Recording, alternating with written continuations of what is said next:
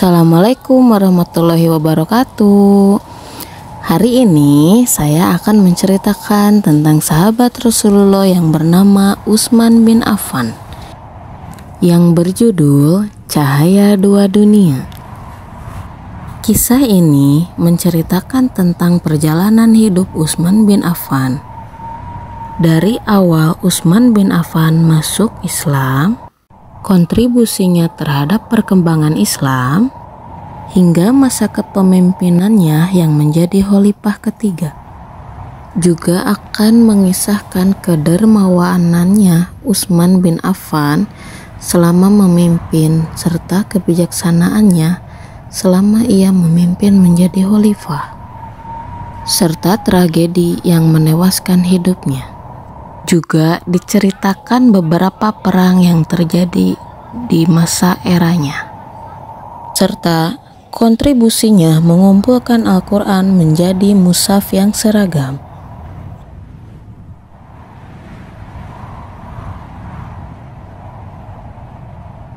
Bismillahirrohmanirrohim. Mekah tahun 610 Masehi, di pasar dekat Madinah yang ramai, Utsman bin Affan berjalan menuju rumah Abu Bakar As-Siddiq, sahabatnya. Dan tidak sengaja Utsman bin Affan melihat Abu Bakar As-Siddiq sedang berada di halaman Masjid Madinah.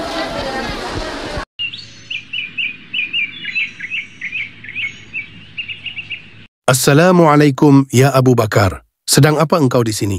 Waalaikumsalam ya Utsman. Aku sedang beristirahat sejenak. Kamu mau kemana, sahabatku? Aku akan pergi ke rumah Rasulullah menjemput istriku Ruqayyah. Baiklah, lain waktu aku akan mampir ke rumahmu bersama istriku. Aku pamit dulu. Assalamualaikum ya Abu Bakar. Waalaikumsalam. Baiklah, aku akan menunggumu. Hati-hati di jalan.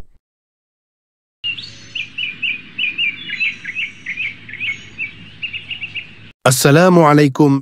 Rasulullah dan Ruqayyah menjawab, "Waalaikumsalam ya Utsman." Baiklah ya Rasulullah, senang berbincang dengan engkau. Hari sudah hampir malam, aku dan Ruqayyah pamit untuk pulang. Assalamualaikum. Rasulullah menjawab, "Waalaikumsalam." Beberapa tahun kemudian, Ruqayyah jatuh sakit parah. Hari demi hari Utsman lalui dengan merawat Ruqayyah, hingga suatu hari Rasulullah memerintahkan para sahabatnya untuk berperang melawan suku Quraisy, yaitu Perang Badar.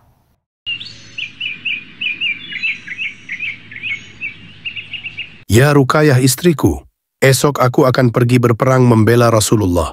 Doakan kemenangan kita. Aku berjanji akan pulang dengan selamat. Jaga dirimu baik-baik.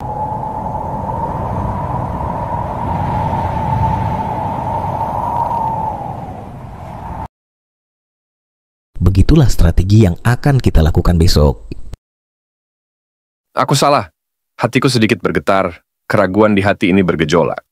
Mereka datang dengan 1000 pasukan, serta persenjataan yang lengkap, sedang kita hanya memiliki 313 pasukan. Tetapi aku selalu yakin, Allah akan senantiasa melindungi kita.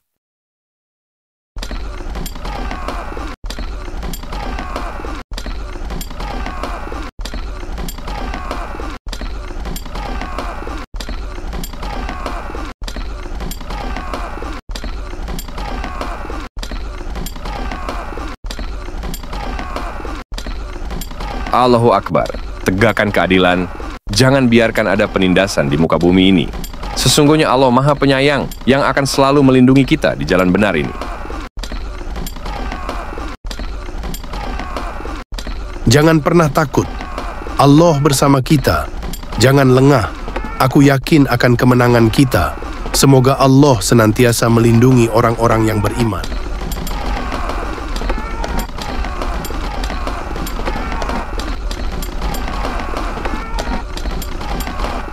Alhamdulillah, Maha Besar Allah yang telah melindungi kita. Semoga kalian yang telah gugur ditempatkan di tempat yang lebih baik. Amin.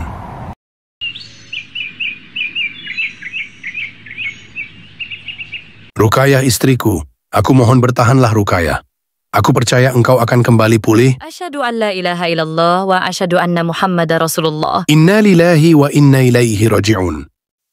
Usman berduka setelah kepergiannya Ruqayyah.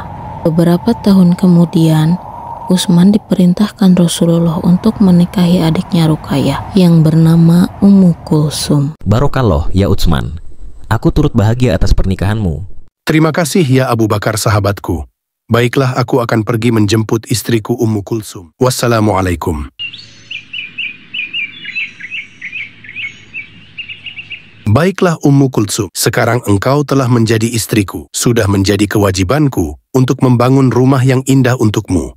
Mari kita perpamitan untuk pergi ke rumah kita. Suamiku, apakah kita akan memberikan koin-koin emas ini untuk bersedekah? Ya istriku, kita akan bersedekah atas kebahagiaan kita. Semoga Allah melapangkan rezeki kita agar kita bisa terus bersedekah. Masya Allah. Alhamdulillah. Terima kasih ya Allah. Engkau telah memberkahiku dengan suami yang dermawan.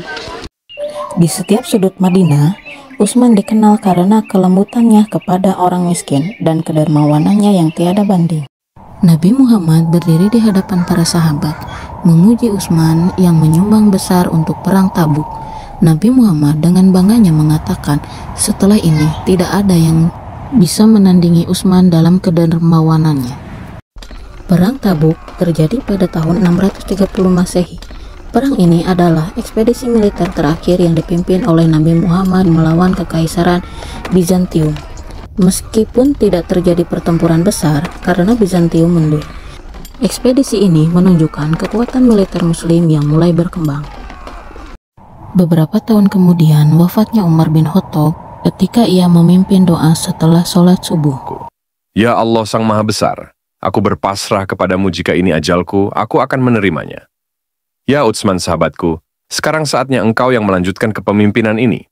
Aku mempercayakannya kepadamu. Di tengah berdukanya atas wafatnya Umar bin Khattab, Utsman bin Affan diangkat menjadi khalifah selanjutnya. Barokallah, Utsman sahabatku. Sekarang engkau adalah pemimpin kami. Terima kasih Ali sahabatku. Aku akan menjaga amanah ini dengan baik. Bawah kepemimpinan Utsman bin Affan sebagai khalifah, beliau mengelompokkan Al-Quran menjadi mushaf yang seragam, bersama para sahabat dan ulama-ulama besar lainnya. Ya Utsman, ini adalah hasil diskusi kita kemarin memusafkan Al-Quran. Aku telah merapihkannya sesuai dari diskusi kemarin. Baiklah Zaid, terima kasih telah membantuku. Beberapa tahun kemudian, para pemberontak mulai menyebarkan fitnah tentang kebijakan Utsman. Beberapa orang mulai resah dengan tuduhan nepotisme terhadap pemerintahannya.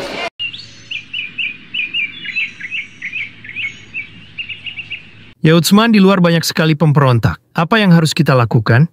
Tenanglah, sahabat Allah bersama kita.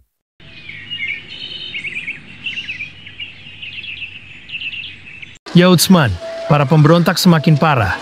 Kita harus mengerahkan pasukan. Aku tidak ingin satu tetes darah Muslim tumpah karena diriku. Ali, biarkan aku sendiri. Jika aku wafat nanti, maka engkaulah yang akan meneruskannya. Berjanjilah. Demi Allah aku bersumpah akan menjaga amanah ini dengan baik. Tapi mereka ada di depan rumahmu, mari kita pergi. Tidak, pergilah Ali. Aku ingin membaca Al-Quran untuk yang terakhir kalinya. Pergilah dan tetaplah hidup demi aku. Utsman bin Affan, sang khalifah yang lembut hati, telah kembali kepada Allah Subhanahu wa Ta'ala, sang penciptanya. Namun, jasa dan pengabdiannya akan terus dikenang oleh umat Muslim sepanjang zaman. Tamat, jangan lupa like dan subscribe. Wassalamualaikum warahmatullahi wabarakatuh. Sekian dari saya, mohon maaf bila ada salah kata dan khilaf. Kesempurnaan milik Allah Subhanahu wa Ta'ala Sang Maha Sempurna. Semoga dari kisah ini kita bisa mengambil hal yang baik dan menjadi amalan jariah kita kelak di akhirat. Semoga kita selalu senantiasa dalam lindungan Allah Subhanahu wa Ta'ala Sang Pencipta kita. Amin.